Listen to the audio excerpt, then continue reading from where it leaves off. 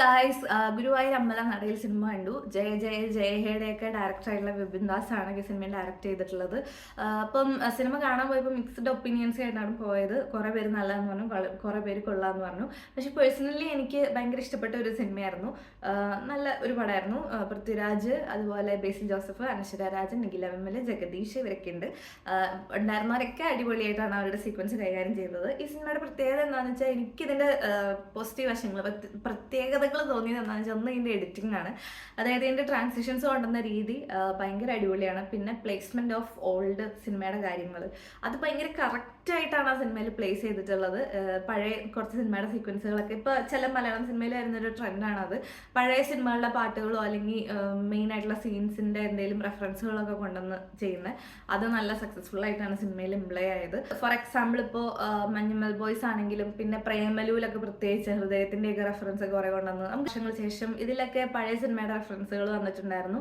പഴയെന്നൊന്നും ഒത്തിരി പഴയതല്ല, നമുക്ക് റിലേറ്റ് ചെയ്യാൻ പറ്റുന്നത്. പിന്നെ ഇവര് യൂസ് ചെയ്തിപ്പം കണ്ടുവരുന്ന വേറൊരു രീതി എന്ന് പറഞ്ഞാൽ സോഷ്യൽ മീഡിയയുടെ യൂട്യൂബേഴ്സിനെയൊക്കെ യൂസ് ചെയ്ത് ചില സീൻസ് അല്ലെങ്കിൽ സോഷ്യൽ മീഡിയയിൽ ട്രെൻഡിങ് ആയിട്ടുള്ള സാധനം യൂസ് ചെയ്തുള്ള സീൻസ് ഒക്കെ കൊണ്ടുവരുന്നുണ്ട്. അപ്പം നമ്മൾ ട്രെയിലറിൽ തന്നെ കണ്ടു സിനിമയിൽ കല്യാണമാണ് എല്ലാവരും മരണം എന്ന് പറയുന്ന ഒരു സാധനം ഈ സിനിമയിൽ യൂസ് ചെയ്തിട്ടുണ്ടായിരുന്നു. അത് അടിപൊളിയായിട്ടാണ് പ്ലേസ് ചെയ്തത്. പൃഥ്വിരാജിന് കോമഡി ചെയ്യാൻ അറിയില്ല എന്നൊക്കെ ഈ സിനിമ കണ്ടിട്ട് കുറേ പേരൊക്കെ വന്ന് പറഞ്ഞു. പക്ഷെ അങ്ങനെയൊന്നുമില്ല.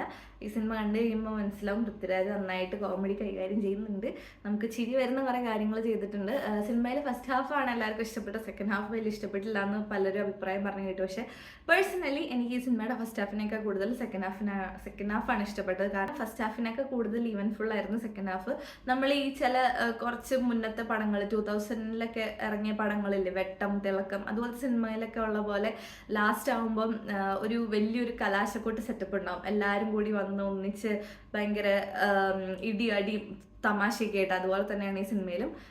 പിന്നെ സിനിമയിൽ കുറച്ച് ഗസ്റ്റ് റോൾസ് ഉണ്ടായിരുന്നു. അത് ഗസ്റ്റ് റോൾസ് എന്ന് പറഞ്ഞു കഴിഞ്ഞാൽ ആ ഗസ്റ്റ് റോൾസ് നമ്മൾ പ്രതീക്ഷിക്കാത്ത ഗസ്റ്റ് റോൾസ് ആയിരുന്നു. പക്ഷെ അവർ വന്നു കഴിഞ്ഞപ്പോൾ പ്രത്യേകിച്ച് 90s കിഡ്സിന് അവിടെ ഇരുന്ന് ഭയങ്കരമായിട്ട് ചിരിച്ചു നമുക്ക് ഭയങ്കരമായിട്ട് റിലേറ്റ് ചെയ്യാൻ പറ്റുന്ന ഒരു ഗസ്റ്റ് റോളായിരുന്നു. അതുകൊണ്ട് എനിക്ക് ആ ഒരു ഗസ്റ്റ് റോളിൻ്റെ പ്ലേസ്മെൻറ്റ് അവരെ കൊണ്ടുവന്ന രീതി അടിപൊളിയായിരുന്നു. അടിപൊളി എന്ന് പറഞ്ഞാൽ അടിപൊളി. അത് ആരുടെ ഐഡിയ എന്ന് എനിക്കറിയില്ല. പിന്നെ ചെറിയ ചെറിയ വിറ്റുകളുണ്ട് സിനിമയിൽ, അതൊക്കെ നല്ല അടിപൊളിയായിട്ടാണ് പോയത്. സോ അതുകൊണ്ട് തന്നെ സിനിമേനെ പറ്റി ഓവറോൾ പറഞ്ഞു കഴിഞ്ഞാൽ ബെസ്റ്റിനും എബവ് ആവറേജിനും ബെസ്റ്റിൻ്റെ ഇടയ്ക്ക് കേൾക്കുന്ന ഒരു സിനിമയാണ്. തിയേറ്ററിൽ പോയി കണ്ടാൽ നല്ലതായിരിക്കും. കാരണം ചിരിക്കാനുള്ള കുറേ സീക്വൻസ് ഉണ്ട്. അപ്പോൾ ഒത്തിരി പേര് ഒന്നിച്ചിരുന്ന് ചിരിക്കുമ്പോൾ അതിൻ്റെ ഇമ്പാക്റ്റ് കൂടും. സോ അത് തന്നെയാണ് ഈ സിനിമയുടെ പ്രത്യേകത. സിനിമയിൽ സൈക്യാട്രിസ്റ്റ് ആയിട്ട് വന്ന, ഡോക്ടറായിട്ട് വന്ന ക്യാരക്ടറുണ്ട്. പുള്ളി ശരിക്കും നമ്മളെ ചിരിപ്പിക്കും. പുള്ളി യൂട്യൂബിൽ നിന്നൊക്കെ വന്ന ഒരു ആളാണെന്നാണ് എൻ്റെ ഒരു വിശ്വാസം. വേറെ സിനിമയിലൊക്കെ ഉണ്ട്, പേര് ഞാൻ എനിക്ക് കിട്ടിയില്ല പേര്. പക്ഷെ ഇദ്ദേഹത്തിൻ്റെ പേര് അറിയുന്ന ഒരു സിനിമ കണ്ടുവരണേ താഴെന്ന് കമൻറ്റ് ചെയ്യും. സിനിമയിൽ ഓവറോൾ നമ്മൾ നോക്കുമ്പോൾ ഒത്തിരി ചിരിപ്പിക്കാനുള്ള സീക്വൻസ് അദ്ദേഹം കൊണ്ടുവന്നിരുന്നു. അടിപൊളിയായിരുന്നു. സോ എടുത്തു പറയേണ്ട കാര്യമാണ്. സോ ഇതാണ് എനിക്ക് സിനിമയെ പറ്റി പറയാനുള്ളത്. Thanks for watching react. Thank you.